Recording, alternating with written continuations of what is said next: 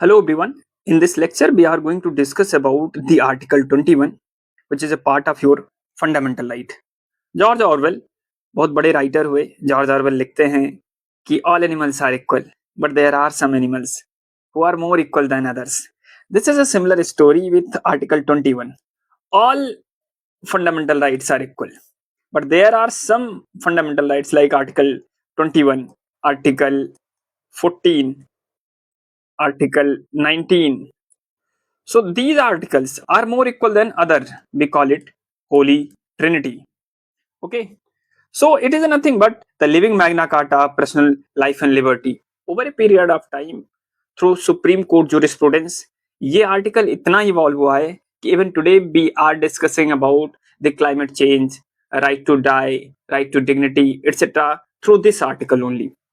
इस लेक्चर में हम ये भी देखेंगे कि क्या कोई पर्सन अपना फंडामेंटल राइट गिव अप कर सकता है.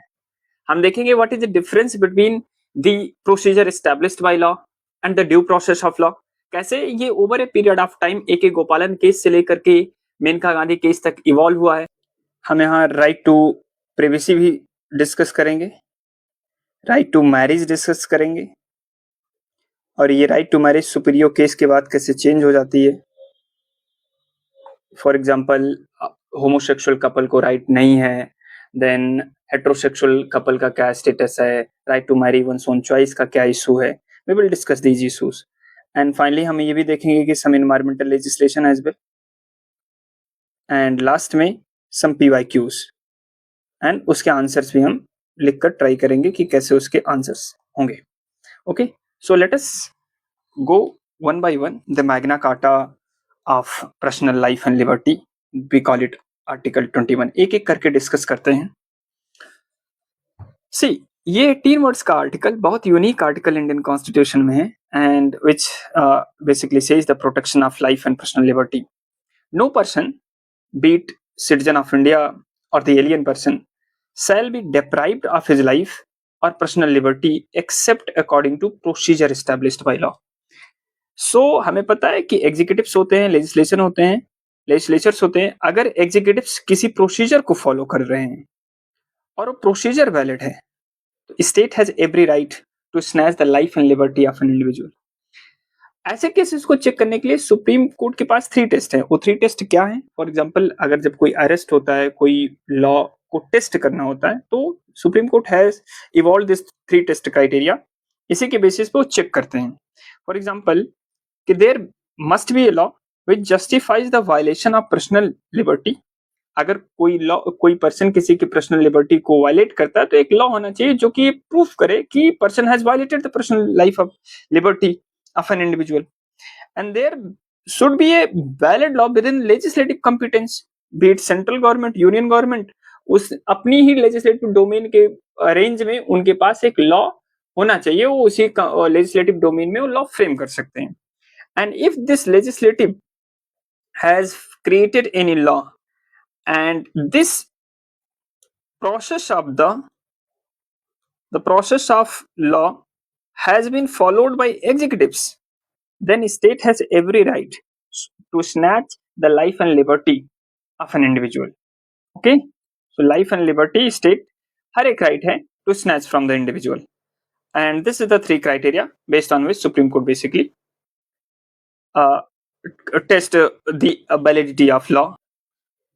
A.K. गोपालन का केस जब होता है 1950 में, A.K. गोपालन एक कम्युनिस्ट पॉलिटिशियन थे, एंड उनको गवर्नमेंट अरेस्ट कर लेती है. He approach Supreme court under article 32 habeas corpus, और उनको गवर्नमेंट अरेस्ट करती है under article 22. We have this provision preventive detention law. Okay, इसी के थ्रू उनको अरेस्ट कर लिया जाता है. And supreme Court interpreted article 21 की स्टेट के पास लेजिस्लेचर ने एक लॉ क्रिएट किया है, that is A preventive detention law under article 21, and executives ने क्या किया, उस लॉ को फॉलो किया है. तो उन्होंने प्रॉपर्ली फॉलो किया एंड अरेस्टेड यू. सो आपका ये जो अरेस्ट है ये वैलिड है, and supreme court upheld the arrest of mister A.K. गोपालन. ओके, तो सुप्रीम कोर्ट सेज कि ये जो प्रोटेक्शन है under through this article, it is against the executives. अगर पुलिस आप वायलेट करती है उस प्रोसीजर को, then we will provide protection. अगर लेजिस्लेचर है और ऑलरेडी लेजिस्लेचर ने क्या किया, लॉ पास कर दिया, so there is no protection under the personal life and liberty. इस आर्टिकल 21 के थ्रू लेजिस्लेचर के अगेंस्ट में कोई प्रोटेक्शन नहीं है। इसका सिंपल मीनिंग ये हो गया कि सपोज कोई लॉ है और लेजिस्लेचर ने उसको प्रॉपर प्रोसीजर से फ्रेम कर दिया है और एग्जीक्यूटिव्स ने उसको फॉलो करते हैं, and through this they have, for example police has arrested you, okay, और ये प्रॉपर प्रोसीजर से हुआ है, तो ये वैलिड हो जाएगा। Supreme Court will not look the intention behind the legislature, कि लेजिस्लेचर या पार्लियामेंट का इंटेंशन क्या था लॉ का या आउटकम क्या है, वो प्रोसीजर ही देखेंगे। एडीएम जबलपुर केस, ये नेशनल इमरजेंसी का टाइम था और नेशनल इमरजेंसी के टाइम में उससे पहले एक मीसा एक्ट आया, मीसा एक्ट 1971, और ये पार्लियामेंट ने मीसा एक्ट क्रिएट किया।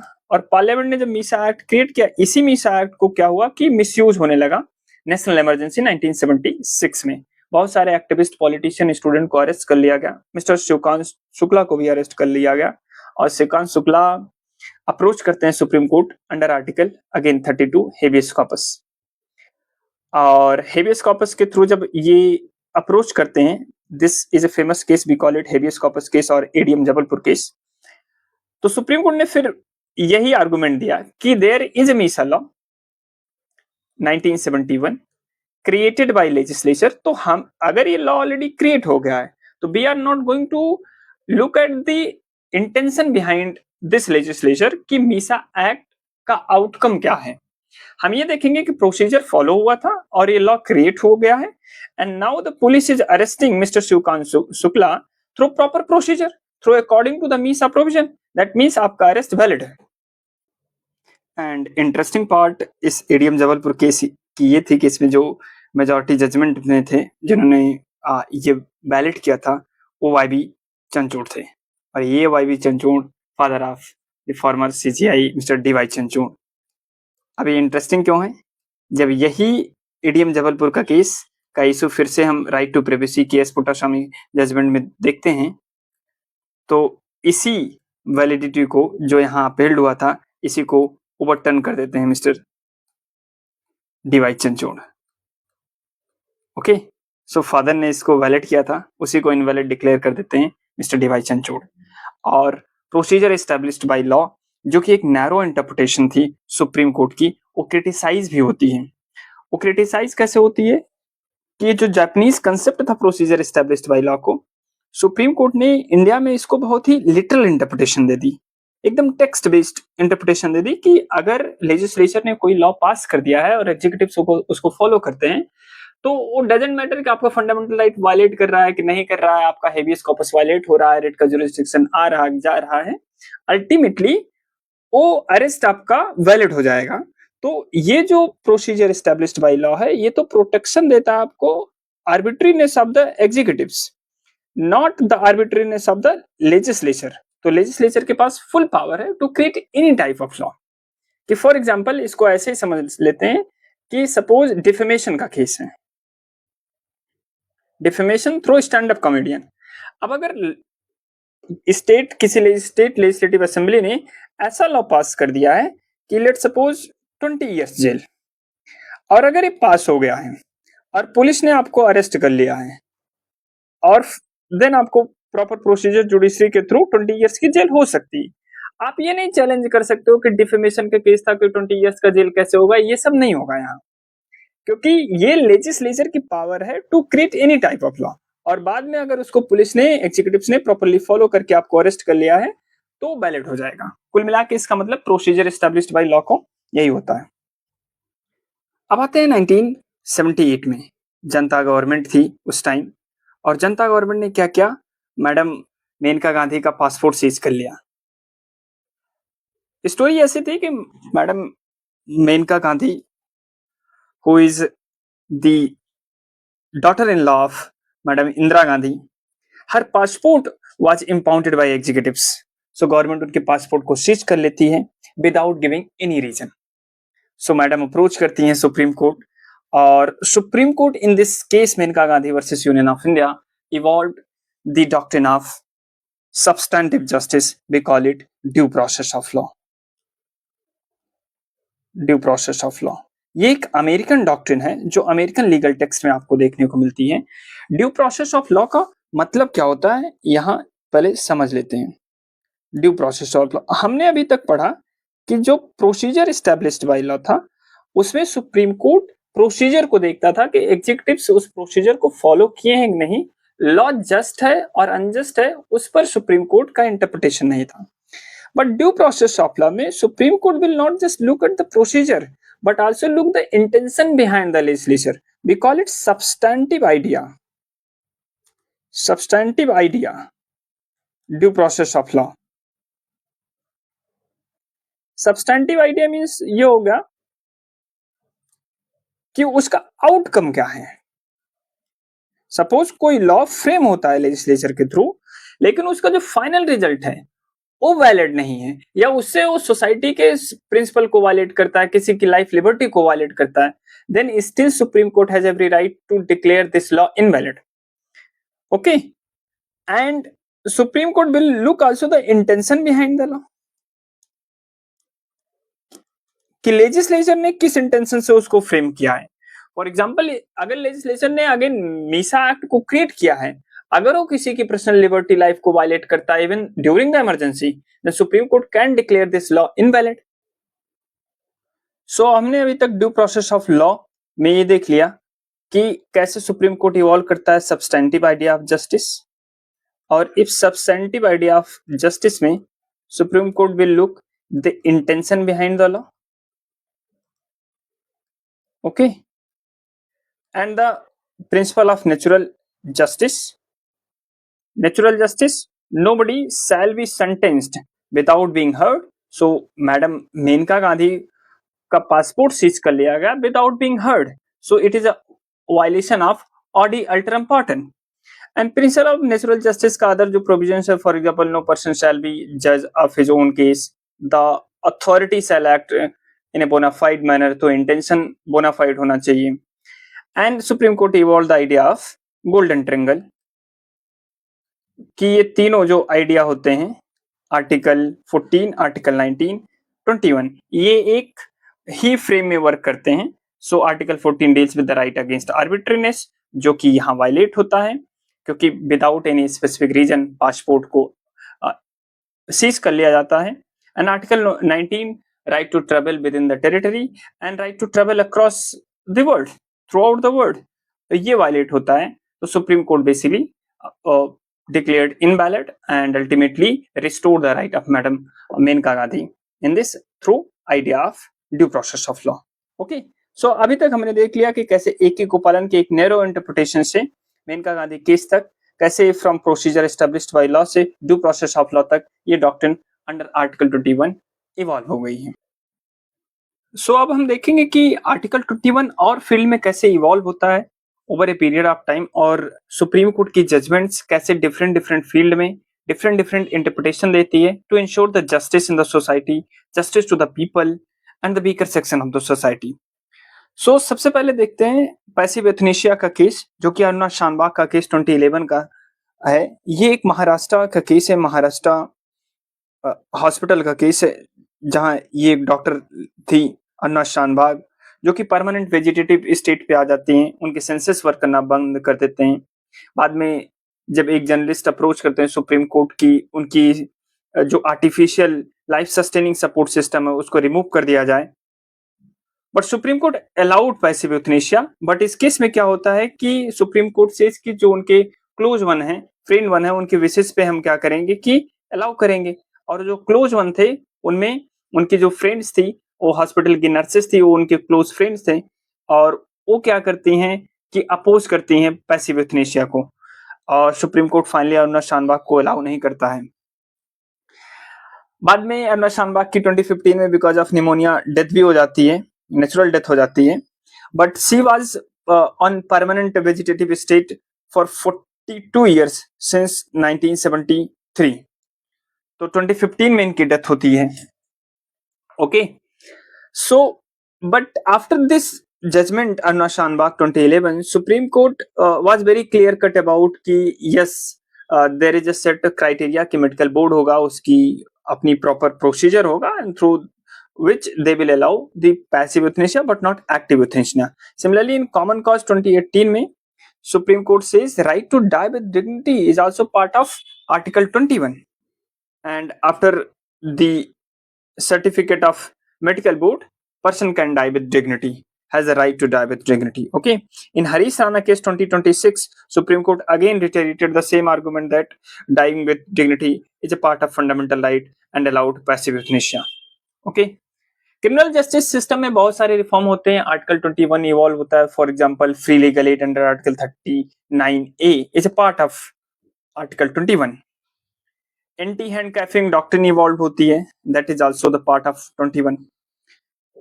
बट ट्रायल के केस में क्रिमिनल जस्टिस के सिस्टम में सबसे बड़ी केस हुई ये Hussainara Khatoon case 1979. This case from Bihar. Bihar में जो अंडर ट्रायल्स थे उनकी पुअर कंडीशन थी. उसमें बहुत सारे प्रिजनर्स ऐसे थे जो कि इवन 5 years, 10 years, 15, 20 years से प्रिजन में थे और उनका ट्रायल प्रोसीजर ही नहीं स्टार्ट हुआ था. Kapila Hingorani was an activist who approached the Supreme Court through PIL, and in fact, this was the first PIL entertained by the Supreme Court, and Justice P.N. Bhagwati entertained this PIL and liberalized the locus standi system कि कोई third person बिना interest के भी किसी और के behalf पे file कर सकता है case. And finally, Supreme Court entertained this PIL and recognized and said speedy trial is also the fundamental right under this article. Okay. So speedy and fair trial declared as an absolute right. Advocate for mass systematic release of trivial under trials on personal bonds in Bihar.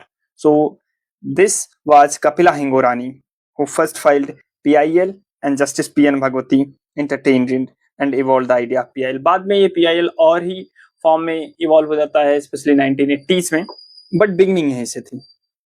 Okay. So 21 prison reforms में criminal justice में भी उसकी interpretation बहुत ही different level में होते हैं. Socio economic dimension में Olga Tellis का केस 1985 में पॉपुलर होता है. ओल्गा टेलिस भी एक एक्टिविस्ट थी, एनजीओ के थ्रू ये अप्रोच करती है सुप्रीम कोर्ट में. ये केस ऐसा होता है कि Maharashtra government evacuation plan execute कर रही थी महाराष्ट्र स्लम एरिया में, और उनसे क्या होता है कि जो स्लम डवेलपर्स होते हैं उनसे पहले एक डॉक्यूमेंट पेपर साइन करा लिया जाता है, एफिडेविट, कि जब महाराष्ट्र गवर्नमेंट, जब स्टेट आपका इवैक्यूएशन करेगी तो आप उसको अपोज नहीं करोगे. But Olga Tellis approach Supreme court की इवैक्यूएशन आर्बिट्री है और ऐसे इवैक्यूएशन क्या करते हैं, वायलेट करते हैं लाइवलीहुड को, and they will destroy the means of earning livelihood. That means strip away their right to survive. It means livelihood is gone, and without the livelihood, there is no right to life. Supreme Court says कि it doesn't matter कि उन्होंने sign कर दिया है affidavit कि नहीं, वो अपने फंडामेंटल राइट को गिव अप नहीं कर सकते. Right to live with dignity, right to have livelihood is a part of Article 21, and right to life and personal liberty, it is interconnected. So livelihood is interconnected with right to life. कोई भी person अपने fundamental right को give up नहीं कर सकता. So no estoppel against the constitution. Okay, कोई भी person अपने फंडामेंटल राइट को ही स्टॉप नहीं कर सकता. An individual can not surrender और waive their rights, fundamental rights, even by signed an agreement. तो उन्होंने गवर्नमेंट से पहले ही सिग्नेचर साइन कर लिया है एक एग्रीमेंट कि वो अपोज नहीं करेंगे इस इवैक्यूएशन को. बट अगर प्रॉपर रिहैबिलिटेशन प्लान नहीं है, so court will not allow it. Finally court allow करता है because state government other facilities provide करती है, एक proper rehabilitation plan, alternative plan provide करती है, and supreme court allowed it. But right to life, supreme court says, is integral part of right to life with dignity and right to live with dignity. Okay, so right to life and personal liberty का integral part हो जाता है. Vishakha guidelines, Rajasthan की भौरी देवी एक social activist थी जो कि चाइल्ड मैरिज को कैंपेन में, जो कि चाइल्ड मैरिज की कैंपेन कर रही थी और फाइनल में गैंगरेप हो जाता है. एंड इस गैंगरेप के बाद सम एक्टिविस्ट अप्रोच सुप्रीम कोर्ट की कैसे पर्सन को, कैसे स्पेशली वुमेन को हैरेसमेंट वगैरह को लेके एक गाइडलाइंस आए, एंड बाद में supreme court in 1997 gave the Vishakha guideline. Vishakha guidelines में ही this Visakha guidelines was related to sexual harassment at workplace. सो इस केस में विशाखा गाइडलाइंस में प्रॉपर गाइडलाइंस निकलती है। फॉर एग्जांपल कि इंटरनल कंप्लेंट कमेटी होनी चाहिए किसी कंपनी के पास। कोई अगर इंस्टीट्यूशन इंडस्ट्री रन हो रही है तो उसमें इंटरनल कंप्लेंट कमेटी, उसकी टाइमिंग होनी चाहिए और उसमें कंप्लेंट मैकेनिज्म होना चाहिए, ग्रीवेंस रिडक्शन मैकेनिज्म होना चाहिए। सो एक प्रॉपर प्रोसीजर सुप्रीम कोर्ट इन 1996 में सेट करता है। बाद में इसी प्रोसीजर के through government of India enacted post act in 2013 prevention of sexual harassment at work place. Okay, so justice JS. Verma ये गाइडलाइन देते हैं एंड हिज इनोवेटिव आइडिया कि एक स्टेप बाय स्टेप गाइडलाइंस थी कि कोई इंडस्ट्री, कोई कंपनी में क्या प्रोसीजर होना चाहिए to prevent this sexual harassment at work place. Okay, ये भी एक पीआईएल थी। बॉडली ऑटोनॉमी के लिए भी सुप्रीम कोर्ट इस पे बहुत सारे जजमेंट देती है। For example right to sleep a Ramlila Maidan का केस 2012 के आसपास का है। Right to water, clean hydration, right to marry. So to understand the right to marriage जो है अभी it is not a fundamental right under article 21 supreme court said in Supriyo case 2023. So in superior case, Supreme Court said the institution of marriage cannot be claimed as an absolute right from court. Individual freedom to choose life partner is a part of Article 21. In Safin Jahan case, and you will see this judgment earlier given by Ajay Hasia case. So, but the institution of marriage cannot be claimed as an absolute right. इसका क्या मतलब होता है? Superior का judgement है, हम इसको detail में देखते हैं कि इसमें प्रॉब्लम क्या है, क्या चेंजेस हैं। See, अजय हाशिया के केस, सफीन जहां के केस में सुप्रीम कोर्ट अर्लियर सेड कि right to marriage is a part of fundamental right under article 21. But Supriyo case में supreme court says 2023 this was case related to homosexual marriage. Okay, so supreme court इस case में कहता है कि right to marriage as an institution, ये जो marriage institution है, this is not a fundamental right to marry once your own choice is a part of fundamental right. क्योंकि ये जो मैरिज एज एन इंस्टीट्यूशन है, ये एक सोशल एंड लीगल आइडिया है और ये सोशल एंड लीगल आइडिया का law will be passed by the parliament. The law will be created by parliament और पार्लियामेंट ने अभी तक कोई लॉ होमोसेक्सुअल मैरिज के लिए नहीं क्रिएट किया है. So we can not say कि right to marriage will be part of fundamental right and we are going to provide homosexual couple. homosexual को तो right to marriage का right ही नहीं है because parliament ने कोई law create ही नहीं किया है. marriage as an institution is social and legal concept. see, marriage एक बहुत ही डाइवर्स राइट देता है. जब आप मैरिज एज एन इंस्टीट्यूशन किसी को लीगल राइट दे देते हो, for example Hindu marriage act में किसी पर्सन को बहुत सारे राइट फॉर एग्जांपल मिल जाते हैं. फॉर एग्जांपल कि right to open joint bank account, आपको इंश्योरेंस का बेनिफिट होता है, आपको इनहेरिटेंस का राइट होता है, आपको देन अडॉप्शन वगैरह का, चाइल्ड अडॉप्शन वगैरह का राइट होता है. बट इंडिया में होमोसेक्सुअल कपल को मैरिज का राइट है नहीं. क्यों नहीं है? बिकॉज कोई लॉ पार्लियामेंट ने अभी तक पास नहीं किया है. तो सुप्रीम कोर्ट सेज कि it is the job of the parliament. जब पार्लियामेंट ने अभी तक लॉ क्रिएट नहीं किया है तो we can not give you right to marriage. क्योंकि the moment I will give you right to marriage, ये आपको बहुत सारे और डाइवर्स राइट्स देता है, like right to property, right to insurance, right to open joint bank account, right to inheritance, adoption right.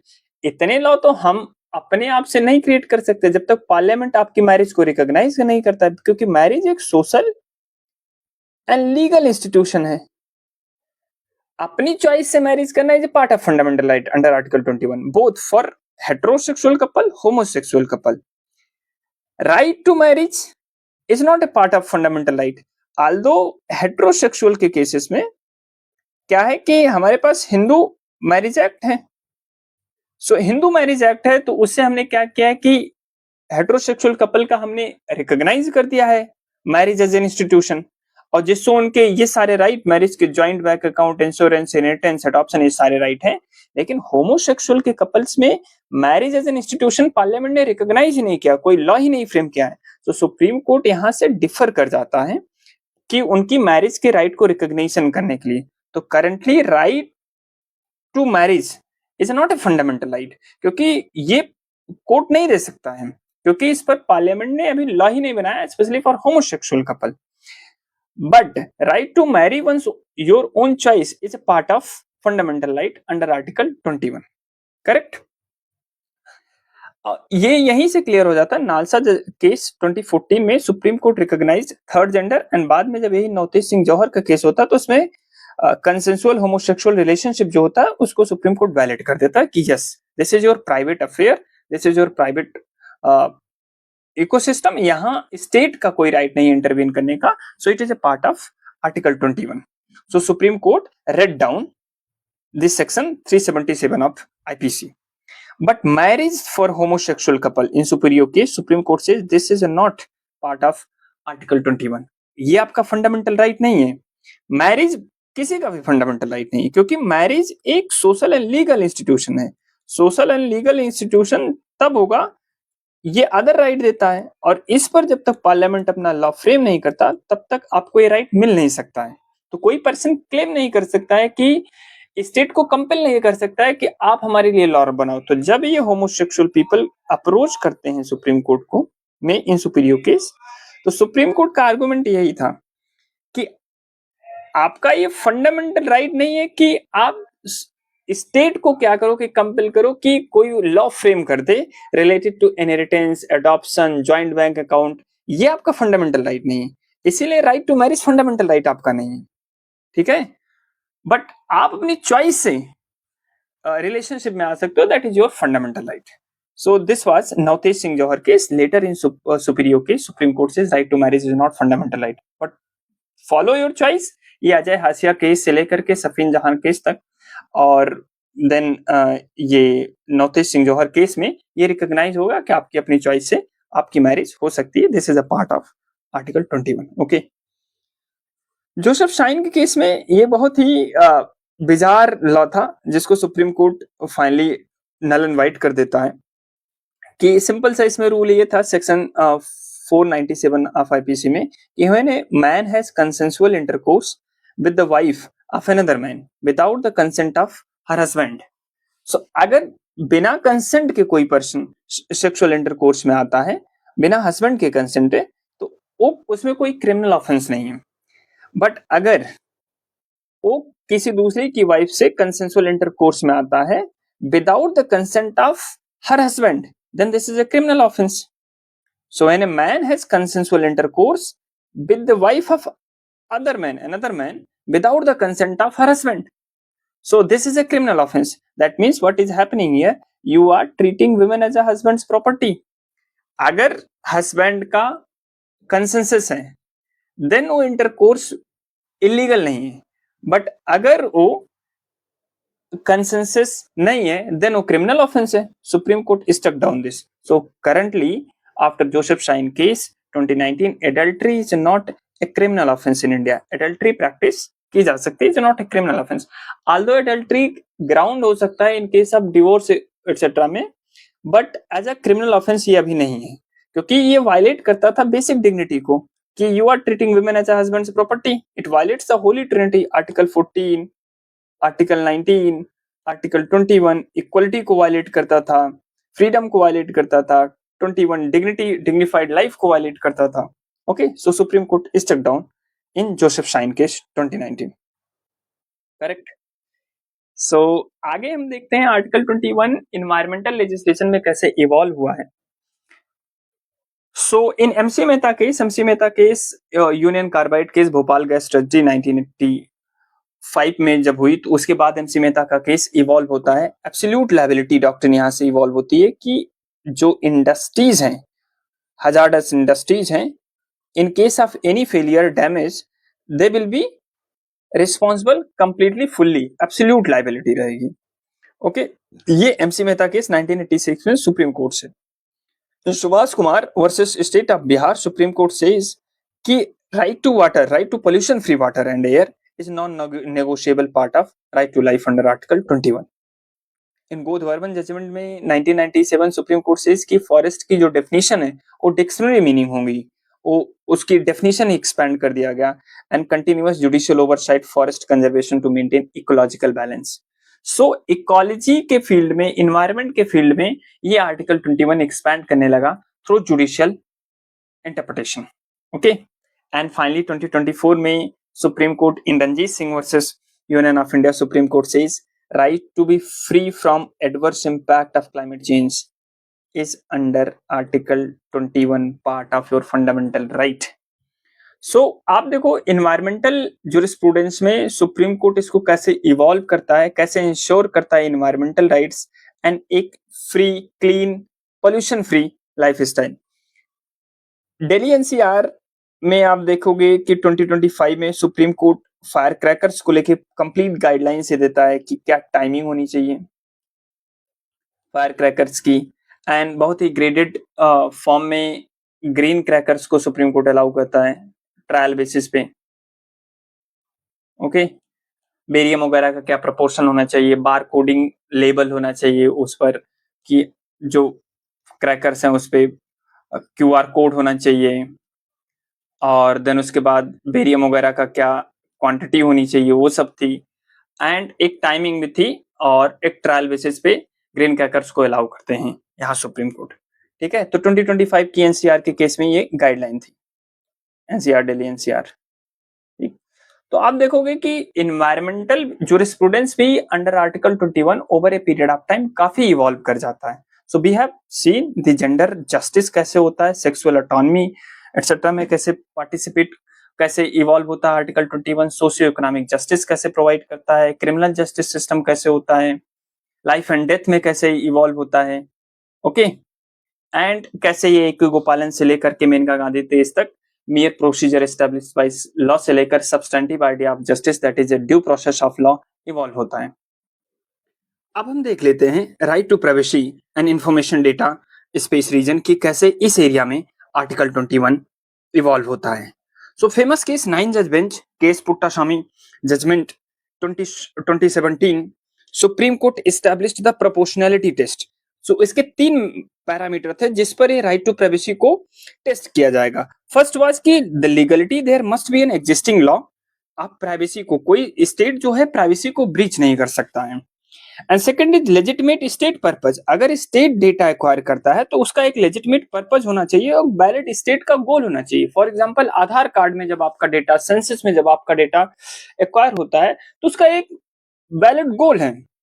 And third is proportionality की, data की जितनी जरूरत है उतना ही डेटा लिया जाए by the state from the common people. ठीक है, एंड दिस 9 जज बेंच यूनानिमसली सेट, दिस जज one of the judge in this case is Mr. D.Y. Chandrachud. And मैंने बताया कि ये जजमेंट कैसे जबलपुर केस को ओवरटर्न करती है and finally establish the idea of right to privacy under article 21 as a fundamental right। Okay, and इसी के बेसिस पे बाद में ये सारे लॉज इवॉल्व होते हैं। For example data protection bill जब आता है, बाद में वो 2023 में जब एक्ट बनता है, justice B N Krishna committee की रिपोर्ट होती है, उसके बेसिस पे डीपीडीपी एक्ट 2023 में इवॉल्व होता है। बट आर्टिकल 21 में कुछ चैलेंजेस हैं to achieve the grand idea of article 21। उसके विजन को कैसे लिख सकते हैं? फॉर एग्जांपल अगर हम राइट टू प्राइवेसी से स्टार्ट करें तो इसमें बहुत ब्रॉड एग्जम्पशन है, state run agencies to invite surveillance concern, तो on the name of for example sovereignty and security, sovereignty and security of the nation. तो अब ये sovereignty and security nation DPDP act में डिफाइन नहीं है, ये executive को बहुत ब्रॉड पावर देता है। And because of this led to the executive tyranny और state starts acting as a surveillance state. ये एक प्रॉब्लम है। सिमिलरली अगर आप देखोगे आईटी एक्ट 2000, सो उसमें एक क्लॉज है सेक्शन 69A, अब ये सेक्शन 69 ए गवर्नमेंट को पावर देता है कि किसी भी कंटेंट को ब्लॉक करने के लिए। तो आप देखोगे टेलीग्राम का बैन हो जाता है। बाय द वे वैलिड है, लीगल है, वो अलग डिबेट है क्या कैसे है, लेकिन कभी कभी इसका executives, political parties, political executives क्या करते हैं इसको, या ब्यूरोक्रेट्स इसका जो एग्जीक्यूटिव्स है वो मिसयूज करते हैं। This is the problem because the sovereignty and security of the nation is a very broad concept not defined in DPDP Act. So this is the major challenge. Okay, so privacy में under article 21 में एक challenge है। Other challenges अगर बात करें जो है, for example हमने पढ़ा कि कैसे हुसैन आरा खातून केस में speedy trial is a fundamental right, but 75% prison inmates are still going through this under trial process. They are waiting under trial. Lengthy judicial delays है directly render the fundamental liberty. obvious सी बात है, justice delays justice denied. okay, and state का surveillance security system में for example UAPA law there is a preventive detention. Preventive detention under article 22 is a contested concept. Most of the countries have abolished it, but India still has this idea of preventive detention. ये violate करता है fundamental right को, right to life and liberty of an individual. Okay, तो कभी कभी state इसका misuse करते हैं और इस मिसयूज की ही प्रॉब्लम एक मेजर चैलेंज है to achieve the grand vision of article 21, the idea of liberty and dignity of an individual. Correct.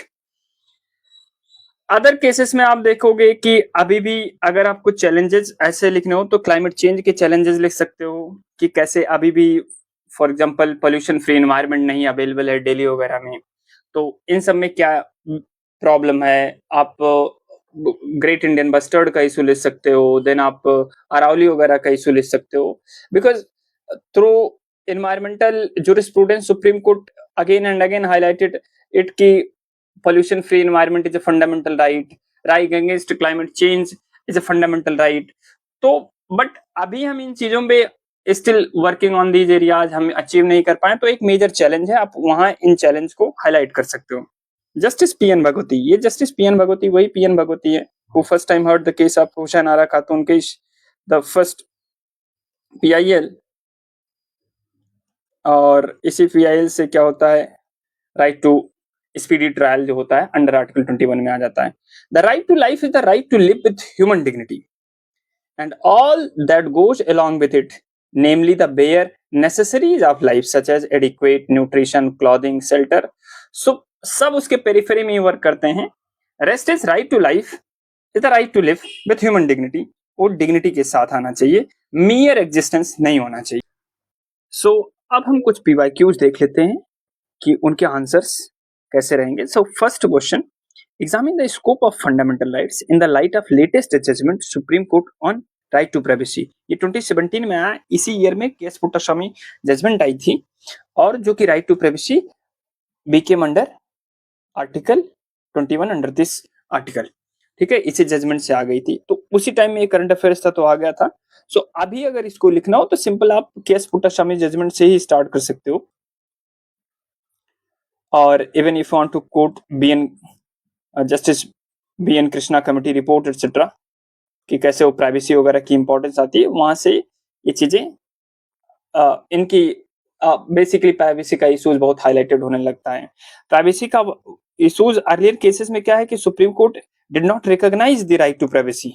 Okay, so for example ADM Jabalpur case वगैरह में पूरा मैटर ही डिफरेंट था। बाद में केस पुट्टास्वामी में supreme court started recognising that yes privacy is even deals with the dignity of an individual, human dignity. तो कैसे link कर देते हैं ये यहाँ आपको इसको दिखाना पड़ेगा। सिमिलरली हॉरिजॉन्टल इंटरकनेक्टिविटी, तो ये जो गोल्डन ट्रायंगल का आइडिया था, ये गोल्डन ट्रायंगल का idea the holy trinity article 14, article 19 and article 21, ये होली ट्रिनिटी इवॉल्व होती है when in the case of Maneka Gandhi case, Maneka Gandhi case in 1978, जहां due process of law evolve होता है, और यही due process of law the Holy Trinity idea again Supreme Court reiterated in the judgment of case Puttaswamy right to privacy कि कैसे आप just article 21 article 19 article 14 ये link है प्राइवेसी में, ये इक्वलिटी से लिंक है, ये फ्रीडम से लिंक है और ये right to basic dignity privacy human dignity से लिंक है। ओके तो बहुत ही इवॉल्व वर्जन आता है इसका। Similarly supreme court evolve the doctrine of proportionality कि क्या प्रोपोर्शन रेशियो में for example there must be existing law to ensure the privacy of an individual. Legitimate state का पर्पज होना चाहिए अगर वो स्टेट डेटा को एक्वायर करता है, एक प्रपोर्शन वे में आपका डेटा एक्वायर होना चाहिए, ऐसा नहीं कि स्टेट डिसप्रोपोर्शनेट में, फॉर एग्जांपल आधार कार्ड का मैंने बताया, एक प्रोपोर्शनेट वे में स्टेट डेटा एक्वायर कर सकता है। फिर आप चैलेंजेस लिख सकते हो इसके कुछ। अच्छा इसी में आप सबसे पहले नवतेज सिंह जौहर वगैरह का केस लिख सकते हो। नवतेज सिंह जौहर केस 2018 में कैसे होमोसेक्सुअलिटी वगैरह को लीगलाइज कर दिया गया। Okay supreme court allowed this homosexuality. इसी में आप राइट टू मैरिज वगैरह को लिख सकते हो, वो भी प्राइवेसी से ही डील करता है कि पर्सनल स्पेस में स्टेट का इंटरवेंशन नहीं रहेगा। तो थोड़ा एक्सपैंड करके इसको लिख सकते हो, सुपीरियर केस वगैरह को लिख करके थोड़ा और एलोबरेटिव वे में। आप देन इसके चैलेंजेस को यहाँ थर्ड पार्ट में हाईलाइट कर देना। चैलेंजेस में हमने डीपीडीपी एक्ट तो क्रिएट कर दिया 23, बट हमने ब्रॉड एग्जाम्पशन दे दिए कि सॉवरेंटी इंटीग्रिटी सिक्योरिटी के नेम पर कि उनको वेल डिफाइंड नहीं किया। सिमिलरली हमने आईटी एक्ट है 2000 सेक्शन 69A, सो अगेन वहां सॉवरेंटी एंड सिक्योरिटी के नेम पर बहुत ही ब्रॉड एग्जाम्पशन है जहां स्टेट को पावर मिल जाती है to block any content. For example आप टेलीग्राम का ban, by the way Telegram ban you should not write this because that was very valid ban. तो अदर आप एग्जांपल कोई, क्योंकि स्टेट को एग्जीक्यूटिव्स को बहुत ज्यादा पावर मिल जाती है तो कभी कभी यहाँ मिसयूज होने के चांसेस हाई हो जाते हैं। ठीक है तो प्राइवेसी का ये इशू रहता है। सिमिलरली आधार कार्ड वगैरह को लेके, आधार कार्ड बेसिकली जब आया तो वो एक मनी बिल के थ्रू आया था। ये बहुत इंटरेस्टिंग स्टोरी है, कभी फिर डिस्कस करेंगे। और बाद में आप इसके सॉल्यूशंस लिख सकते हो कि कैसे स्टेट लॉज को कैसे स्ट्रेंथन होना चाहिए, देन ईयू वगैरह के लॉज हैं कैसे हमें उनको कॉपी करना चाहिए। फॉर एग्जांपल जब ईयू का देखो लॉ है, ईयू डेटा प्रोटेक्शन लॉ, इसमें जो मॉडल है लाइक अकाउंटेबिलिटी, ट्रांसपेरेंसी, ये बहुत डिसेंट्रलाइज्ड डेमोक्रेटिक फैशन में है और ये democratic fashion we can copy from this countries. तो ये डेमोक्रेटिक डेटा प्रोटेक्शन सिस्टम है तो इंडिया को भी ऐसे कॉपी कर लेना चाहिए। और भी आज के इवॉल्विंग इकोसिस्टम में कैसे एआई वगैरह में डेटा प्रोटेक्शन के क्या इंपॉर्टेंस है। चैलेंजेस में और आप लिख सकते हो कि साइबर वगैरह का इशूज है, वहां से प्राइवेसी कैसे ब्रीच वगैरह हो सकती है। तो ऐसे करके आप एक intro and then the how it has evolved in this form of especially the fundamental rights, expanded the scope of fundamental rights, and then challenges, and then the some case laws like case Puttaswamy etc. and conclude with positive note. In second case ये आता है Delhi NCR में जो दिवाली का fire cracker issue था वहां से related आता है और उस टाइम भी ये हमेशा ही न्यूज में रहता है, उस टाइम भी न्यूज में था। Does the right to clean environment entail legal regulation on burning Diwali? Yes, it entail. Discuss the right of Article 21 of Indian Constitution and judgments of the apex in this regard. Again, ये question भी simple, आप introduction इसका article 21 और free pollution free environment से आप start कर सकते हो and then after that reasons आप कुछ हाईलाइट कर सकते हो एक माइक्रो डायग्राम में कि पोल्यूशन के रीजंस क्या हैं दिवाली बर्निंग के फायर क्रैकर्स के, एंड उसको डील करने के लिए चैलेंजेस क्या हैं, and then to solve this issue क्या सुप्रीम कोर्ट के केस लॉज हैं like Subhash Kumar versus state of Bihar का जो केस हुआ उसमें pollution free water and air is non negotiable form of human survival. 2025 में सुप्रीम कोर्ट की प्रॉपर गाइडलाइन ही थी दिल्ली एनसीआर में फायर क्रैकर्स के ऊपर, उसके टाइम को मेंशन करना, ग्रीन फायर क्रैकर्स को अलाउ करना, देन आफ्टर दैट बेरियम का एक प्रोपोर्शनेट रेशियो होना चाहिए, बेरियम की क्वालिटी भी डिफाइन हो गई उसमें क्योंकि स्टेट रेगुलेट करने लगे। एक टाइम में फायर बस्टिंग का एक टाइम जोन होना चाहिए कि जब वो फायर बस्टिंग हो, तो ये प्रॉपर गाइडलाइन है, स्टेट का रेगुलेशन आया, तो आप ये जजमेंट लिख सकते हो। एंड देन फाइनली सोल्यूशन में आपको final, because this is 150 words, तो आप फाइनल में सोल्यूशन में स्टेट के सोल्यूशन लिख सकते हो, कैसे ग्रैप वगैरह की पॉलिसीज हैं बेसिक, एंड फाइनली ग्रैप वगैरह की पॉलिसी से स्टेट की मेजर से आप इसको कंक्लूड कर सकते हो कि how state is also helping to ensure the fundamental right of individual. ठीक, तो बस ये बहुत छोटा सा ही आंसर है, ऐसा इसमें कुछ ज्यादा है नहीं। आप ये दोनों केसेस लिख दोगे तो ऐसे ही कंप्लीट हो जाएगा, और फिर भी और भी केसेस है बट अननेसेसरी हो जाएगा। आप जस्ट उसमें स्टेट की पॉलिसीज ग्रैप वगैरह जो है, ग्रेडेड रिस्पॉन्सिबिलिटी वगैरह, एक्शन प्लान वगैरह जो है दिल्ली गवर्नमेंट की, आप वो कर दो तो यहाँ से कंप्लीट हो जाता है। Now the third question, the most significant achievement of modern law in India is the constitutionalisation of environment problems by the supreme court. Discuss the statement with the help of relevant case laws. तो आप यहाँ constitutionalism को environmental problem से link कर सकते हो कि कैसे सुप्रीम कोर्ट क्या है कि over a period of time इस कॉन्स्टिट्यूशनलिज्म को इवॉल्व किया है। इसके वेरियस केसेस हैं। डॉक्ट्रिन ऑफ एब्सोल्यूट लायबिलिटी हमने डिस्कस ही किया है, MC Mehta case after Union Carbide case, Bhopal gas tragedy. Right to pollution free life, Subhash Kumar versus state of Bihar. TN Godavarman में monitoring of forest, dictionary definition वगैरह इवॉल्व हो जाती है। Right to be free from adverse impact of climate change, Ranjit Singh case 2024। And अगर आप देखोगे कुछ legislation वगैरह में, ट्राइब्यूनल वगैरह में, तो एनजीटी 2010 में parliament has created this idea, NGT tribunals, to deal with specifically the cases of environmental cases. और ये इवॉल्व ही बेसिकली इसीलिए होता है कि over a period of time supreme court was consistently pressing that कि we need to create a such body which handle the specific cases. हाँ, क्योंकि ये बहुत स्पेशलाइज्ड केसेस होते हैं, तो हमने एनजीटी वगैरह क्या किया कि पार्लियामेंट स्टैब्लिश किया। तो ये चीजें भी आप आंसर में लिख सकते हो। एंड फाइनली कुछ चैलेंजेस हैं इन्वायरमेंटल कॉन्स्टिट्यूशनलिज्म को लेकर के कि हम अभी भी फेल हो गए हैं, और बहुत सारे इशूज हैं। आप यहाँ अगेन इशू लाइक अरावली वगैरह का, कांचाबोली का प्रोटेस्ट वगैरह का आप एग्जाम्पल लिख सकते हो।